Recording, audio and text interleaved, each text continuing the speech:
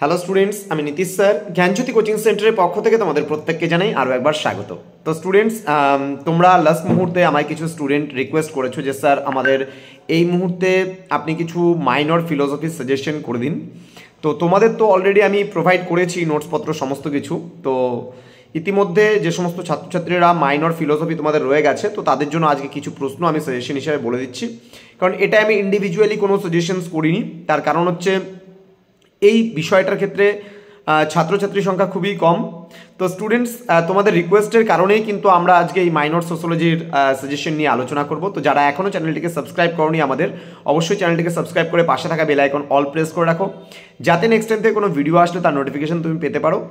এবং তোমরা যদি চাও যে 4th সেমিস্টারে আমাদের কাছে অনলাইনে অ্যাডমিশন নেবে, তাহলে অবশ্যই যোগাযোগ করতে পারো আমাদের অফিসিয়াল নাম্বার 6295916282 এবং 7076398606 নাম্বারে। তো চলো শুরু করছি। তোমাদের কি কি প্রশ্নগুলো পড়তে হবে দেখো। তোমাদের যে প্রশ্নগুলো এখানে আসার সম্ভাবনা প্রবল রয়েছে। অলৌকিক প্রত্যক্ষ কাকে বলে? ন্যায় মত অনুসারে বিভিন্ন প্রকার যে অলৌকিক প্রত্যক্ষ আছে সেই প্রত্যক্ষগুলি সম্পর্কে আলোচনা করো। পরবর্তী প্রশ্ন, ন্যায় মত অনুসরণ করে পক্ষপদ, সাধ্যপদ এবং হেতুপদের স্বরূপ ব্যাখ্যা করো। ঠিক আছে, পরবর্তী প্রশ্নে আমরা চলে আসব। পরবর্তী প্রশ্ন এখানে বলেছে ন্যায়মত অনুসরণ করে পরার্থনুমান এবং পঞ্চবয়বী ন্যায়ের 5টি অবয়ব সম্পর্কে বিস্তারিত আলোচনা করো। নেক্সট আমরা যেটা রয়েছে, ন্যায়মত অনুসরণ করে প্রত্যক্ষের লক্ষণ এবং তার সংজ্ঞা দাও। নির্বিকল্পক ও সবিকল্পক প্রত্যক্ষের মধ্যে পার্থক্য আলোচনা করো। ওকে, নেক্সট, ন্যায় মত অনুসরণ করে ব্যাপ্তির প্রকৃতি ব্যাখ্যা করো। এই প্রশ্নটাও কিন্তু যথেষ্ট গুরুত্বপূর্ণ। তোমাদের প্রশ্নগুলো একটু লিখে নিবা। ন্যায় মতে প্রত্যক্ষের সংজ্ঞা দাও। নির্বিকল্পক এবং সবিকল্পক প্রত্যক্ষের মধ্যে পার্থক্য আলোচনা করো। পরবর্তী প্রশ্ন, ব্যাপ্তি কাকে বলে? খুব গুরুত্বপূর্ণ প্রশ্ন। ন্যায় মতে ব্যাপ্তিকে কিভাবে প্রতিষ্ঠা করা যায়? ব্যাপ্তি কাকে বলে? ন্যায় মতে ব্যাপ্তিকে কিভাবে প্রতিষ্ঠা করা যায়? তারপরের প্রশ্ন, সন্নিকর্ষ কি? সন্নিকর্ষ কি? Very very important. ন্যায় দর্শন অনুসারে বিভিন্ন প্রকার লৌকিক সন্নিকর্ষগুলি উদাহরণ সহ আলোচনা করো বা ব্যাখ্যা করো। ওকে, নেক্সট প্রশ্ন, বৈশেষিক মতে পদার্থ কাকে বলে? পদার্থ কয় প্রকার? কি গেলে ছোট প্রশ্নের জন্য পড়বে। বৈশেষিক মতে দ্রব্য কি? তারপরে বৈশেষিক মতে গুণ কি? বৈশেষিক মতে কর্ম কি? তারপরে হচ্ছে সামান্য স্বরূপ বা সামান্যের প্রকারভেদগুলো। তারপরে তোমার হচ্ছে সামান্য জাতি কি অভিন্ন? বৈশেষিক মত অনুসারে ব্যাখ্যা করো। দেন বৈশেষিক মত অনুসারে সমবায়ের স্বরূপগুলি ব্যাখ্যা করো। দেন বৈশেষিক মত অনুসারে বিশেষের স্বরূপ। এই সমস্ত প্রশ্নগুলো তোমাদের পড়তে হয়। পদার্থ কি ভালো করে পড়বে। এই কয়েকটা প্রশ্ন পড়লে তোমাদের কিন্তু কভার আপ হয়ে যাবে। ওকে, তো তারপরে হচ্ছে তোমাদের আমি আরও কিছু প্রশ্ন বলে দিচ্ছি এখানে। বৈশেষিক মত অনুসারে সমবায় ও সংযোগের মধ্যে পার্থক্য নিরূপণ করো। দেন বৈশেষিক দর্শন অনুসারে সামান্য ও বিশেষ পদার্থের মধ্যে পার্থক্য, এটাও খুব গুরুত্বপূর্ণ প্রশ্ন। ঠিক আছে, তারপরে হচ্ছে তোমার এক সেকেন্ড, বৈশেষিক মতে পদার্থের স্বরূপটা ভালো করে পড়বে। মানে আরেকটা প্রশ্ন দিচ্ছি, অভাব বলতে কি বোঝো? বৈশেষিক মতে অভাবকে কিভাবে জানা যায় তার সম্পর্কে আলোচনা করো। এই কয়েকটা প্রশ্ন পড়লে তোমাদের বৈশেষিক থেকে হয়ে যাচ্ছে। এবার ন্যায় দর্শন থেকে আমি কিছু প্রশ্ন তোমাদের বলে দিচ্ছি। প্রমা এবং প্রমাণের পার্থক্যটা ভালো করে পড়বে। প্রমা এবং প্রমাণের পার্থক্য। তারপরে হচ্ছে লৌকিক প্রত্যক্ষ এবং এর প্রকারভেদগুলি ব্যাখ্যা করো। এটা ভালো করে পড়বে তোমরা। আচ্ছা, স্বার্থানুমান এবং পরার্থানুমান, এটা ভালো করে পড়বে। পঞ্চবয়বী ন্যায়টা ভালো করে পড়বে। ন্যায়মতে পদার্থ কি পড়বে ভালো করে। 6 নম্বরের জন্য তোমরা এখানে পড়বে ন্যায়মত অনুসরণ করে ব্যাপ্তির প্রকৃতি। তারপরে হচ্ছে পঞ্চবয়বী ন্যায়টা ভালো করে পড়বে। তারপরে ন্যায়মতে প্রত্যক্ষের সংজ্ঞা। নির্বিকল্পক এবং সবিকল্পক প্রত্যক্ষের মধ্যে পার্থক্যটা ভালো করে দেখতে হবে একটু। তারপরে আমি আরও কিছু প্রশ্ন তোমাদের বলে দেবো। অলৌকিক প্রত্যক্ষ, লৌকিক প্রত্যক্ষটাও ভালো করে পড়বে, অলৌকিক প্রত্যক্ষটাও ভালো করে পড়বে। পক্ষ সাধ্য হেতুপত্য বলেই দিলাম আমি, এটা ভালো করে পড়তে হবে। আর সেরকমভাবে কিছু প্রশ্ন দেখতে পাচ্ছি না। এবার বড় প্রশ্নের মধ্যে সন্নিকর্ষটা ভালো করে পড়বে, আমি তো বলেই দিলাম অলরেডি। সন্নিকর্ষের উপরে প্রশ্ন আসবে, ব্যাপ্তির উপরে প্রশ্ন আসবে। খুব গুরুত্বপূর্ণ এই প্রশ্নগুলো, এগুলো কিন্তু খুব ভালো করে কিন্তু তোমাদের পড়তে হবে। ওকে, এবার হচ্ছে আমাদের বুদ্ধিস্ট ফিলোসফি আছে। বুদ্ধিস্ট ফিলোসফি থেকে কিছু প্রশ্ন আমি তোমাদের বলে দিচ্ছি, যে বৌদ্ধ মত অনুসরণ করে প্রতীত্ব সমুৎপাদবাদ। এটা খুব ভালো করে পড়বে তোমরা।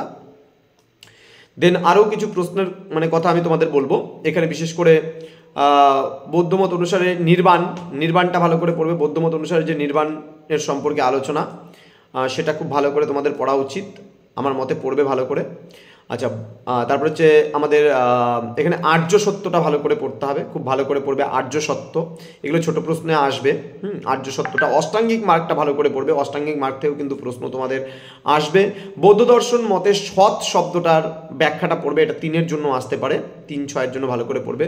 তারপরে আমরা বেশ কিছু প্রশ্ন তোমাদেরকে দিয়েছি, পঞ্চশীল বলতে কি বোঝো, তারপর হচ্ছে বৌদ্ধমত অনুসারে দ্বাদশ নিদান কি, এই সমস্ত প্রশ্নগুলো কিন্তু ভালো করে তোমরা একটু পড়বে। আর হচ্ছে এক সেকেন্ড জাস্ট বলে দিচ্ছি, হ্যাঁ 4 নোবেল ট্রুথ যেটাকে আমি বললাম ওটা তো পড়বেই ভালো করে, অষ্টাঙ্গিক মার্গ হয়ে গেল, বৌদ্ধ দর্শন হয়ে গেল। আচ্ছা, এবার বড় প্রশ্নের জন্য তোমরা এখান থেকে কী পড়বে, হ্যাঁ বৌদ্ধমতের নির্বাণ কি পড়লে, ছোটতে পতিত্ব সমুৎপাদবাদ পড়লে, এক সেকেন্ড, দ্বিতীয় আর্য সত্যটা ভালো করে একটু পড়ো, দ্বিতীয় আর্য সত্য এটা 6-এর জন্য পড়বে, অষ্টাঙ্গিক মার্গটাও 6-এর জন্য পড়বে যেটা বললাম। সৎ শব্দের সংজ্ঞা বৌদ্ধমতে এটাও ভালো করে পড়বে। 12 নম্বরের জন্য বুদ্ধিস্ট ফিলোসফি থেকে তোমরা যেটা পড়বে, এখানে বুদ্ধিস্ট থেকে প্রতীত্ব সমুৎপাদবাদটাই পড়ো, আর হচ্ছে তোমার ওই আর্য সত্য চতুষ্টয়টা বিস্তারিত ব্যাখ্যাটা ওটা একটু ভালো করে পড়ো। আর একটা আছে তোমাদের 4 ভাগ দর্শন, 3টা দর্শনের মধ্যে আমি বৈশেষিকটা বলে দিলাম, বুদ্ধিস্ট বলে দিলাম, এবার 4 ভাগ দর্শন সম্পর্কে তোমাদের একটু বলে দেবো। সেই 4 ভাগ থেকে তোমরা কী কী পড়বা, 4 ভাগ শব্দের অর্থ, ঠিক আছে, পুরুষার্থটা পড়বা, 4 ভাগের মধ্যে পুরুষার্থ, তারপরে 4 ভাগ জড়বাদ বা ভূত চতুষ্টয়বাদ বলতে কি বোঝো এটা ভালো করে পড়বে, 4 ভাগ স্বভাববাদটা ভালো করে পড়বে, যদিচ্ছবাদটা পড়বে।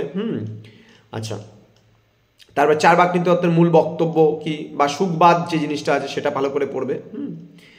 আচ্ছা, তারপরে তোমরা পড়বে 4 ভাগ নীতিতত্ত্বের ওপর সংক্ষিপ্ত টিকা, এটা ভালো করে পড়বে, এটা বড় প্রশ্নতে 6-এর জন্য আসতে পারে, 4 ভাগ জড়বাদটাও বড় প্রশ্নের জন্য আসতে পারে। আচ্ছা, তারপরে এখান থেকে আমরা তোমাকে প্রোভাইড করব 12 নম্বরের জন্য তোমরা পড়বে প্রত্যক্ষই একমাত্র প্রমাণ কে বলেছিলেন এবং কেন বলেছিলেন ব্যাখ্যা করো, এই প্রশ্নটা খুব গুরুত্বপূর্ণ, 4 ভাগ থেকে ভীষণ গুরুত্বপূর্ণ। 4 ভাগটা কীভাবে অনুমানকে খণ্ডন হিসাবে নিয়েছেন সেটাও গুরুত্বপূর্ণ প্রশ্ন। এই কয়েকটা প্রশ্ন পড়লে তোমাদের আশা করছি কমপ্লিটলি হয়ে যাবে। তো স্টুডেন্টস, তোমরা যারা এখনও চ্যানেলটিকে সাবস্ক্রাইব করনি তারা অবশ্যই চ্যানেলটিকে আমাদের সাবস্ক্রাইব করে দেবে, পাশে থাকা বেল আইকন অল প্রেস করে দেবে। আমাদের ডেসক্রিপশন বক্সে যাও, সেখানে আমাদের নাম্বার দেওয়া আছে, আমাদের অফিসিয়াল নাম্বারটা তোমরা লিখে নিতে পারো, 6295916282 এবং 7076398606 নাম্বার, অথবা তোমাদের হচ্ছে ওয়েবসাইট তোমরা ভিজিট করতে পারো আমাদের www.gyanjyoti.info লিখে যদি সার্চ করো তাহলেও কিন্তু সরাসরি আমাদের ওয়েবসাইটে পৌঁছে যাবে। তো স্টুডেন্টস, তোমরা যারা ভাবছো পরবর্তী সেমিস্টার থেকে অ্যাডমিশন নেবে আমাদের কাছে, 4th সেমিস্টার আমাদের টোটাল কোর্স ফি যেটা দাঁড়াচ্ছে সেটা কিন্তু শুধুমাত্র 1199 টাকা, পুরো 6 মাসের কোর্স আমরা কিন্তু নিচ্ছি। তো দেরি কিসের, আজই যোগাযোগ করতে পারো আমাদের সঙ্গে, আমাদের অফিসিয়াল নাম্বারে কন্ট্যাক্ট করতে পারো। দেখা হচ্ছে খুব তাড়াতাড়ি আরও একটা নতুন ভিডিও নিয়ে, তোমরা প্রত্যেকে ভালো থেকো, সুস্থ থেকো। Thank you so much, thanks for watching after all, thank you.